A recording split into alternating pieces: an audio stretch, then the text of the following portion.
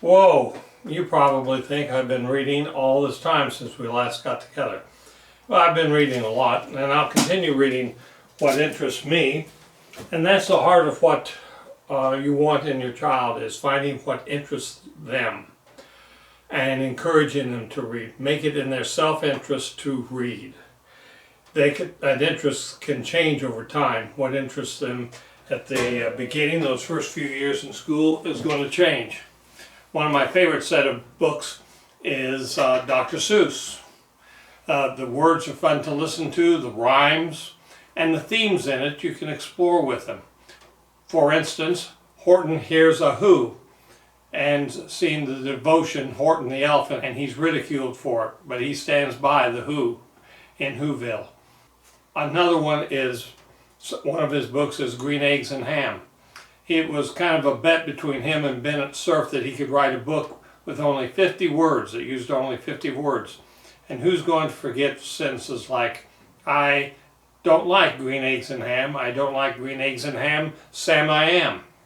And after a while, you'll start being used those phrases, and you can talk to them. We can not like something, but we don't have to hate something.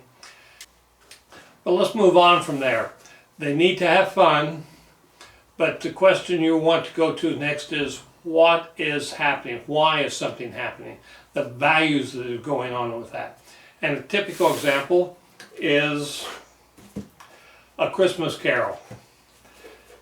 This little book later gave rise to a movie called The Man Who Invented Christmas. Christmas was changed after Charles Dickens published this in about 1848.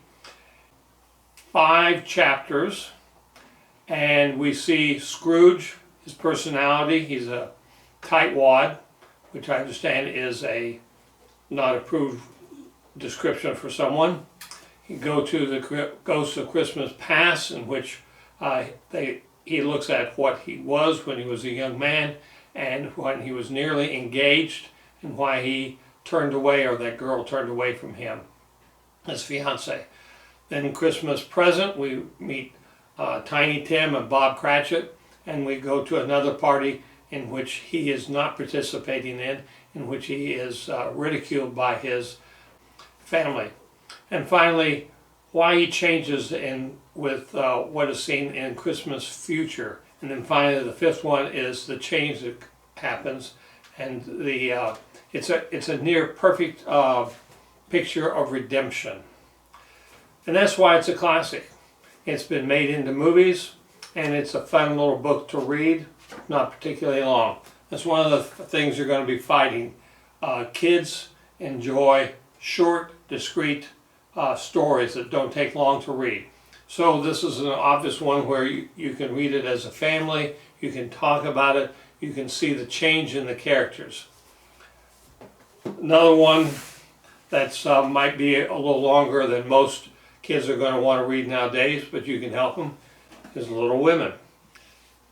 When she wrote this, the Brontes were all lived in a small village. They did things together as a small family. We see a strong personality in all 3 sisters, but Jo in particular we follow.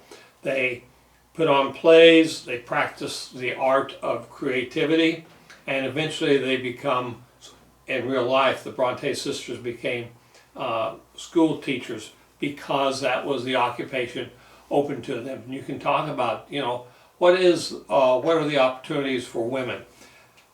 We read this because as a family, because we had 3 daughters. So you can move through books asking what's going on and why is going on. Great literature has some type of conflict. What are the values? An example is, going back to Charles Dickens, A Tale of Two Cities. It's a typical 19th century book in which the descriptions are long, the characters take a while to develop, but we see the protagonist change from a drunk to where he falls in love, but then he goes to Paris to rescue fiance of the woman he's in love with, and he gets him out of the Paris prison by going into the cell and letting him leave in the clothes that he took in, and he goes to the executioner. Waiting to go to the executioner, there's a little maid there who's innocent, that was condemned, but our protagonist says, "Don't look at the guillotine, look at me, keep your eyes on me. Today we will be in heaven together." What a message of redemption and sacrifice. Find some books, find what books that appeal to them. Don't force it on them, but as they move along, encourage them to wonder, what are the characters and why are they acting that way?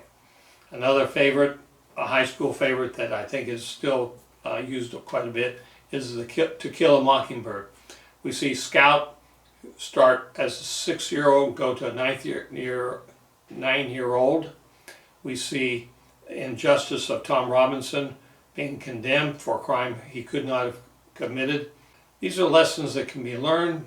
Some of the lessons are not exactly the everything's going to turn out well lessons. Confronting great literature is understanding that life doesn't always go as well. But there are numerous books in which things do turn out well, such as Ben-Hur, that you can draw on. Sit down with them, read with them, encourage them with them, and you know you're succeeding when they bring Dr. Seuss books and they're enjoying reading the canter of the words as Dr. Seuss has. And they enjoy the pictures. They start drawing pictures in their own books, as the Little Women did, putting on their own plays. Next time we'll talk about screen time and how to get the most out of their screen time. Oh yes, before I go, let me suggest looking up a book I wrote about 7 kings, a caravan leader, a tyrant, a star, and a planet, as these magicians from Babylon travel to first Jerusalem and then to Nazareth. There they help Mary and Joseph escape the Roman guards that are right on their trail. So STEM Sherpa has a lot of interesting material. I hope you'll return as we talk about next time, as I said, screen time, using screen time to your child's advantage. Instead of playing games, use screen time to explore why people are doing what they're doing, being an active reader. Thanks.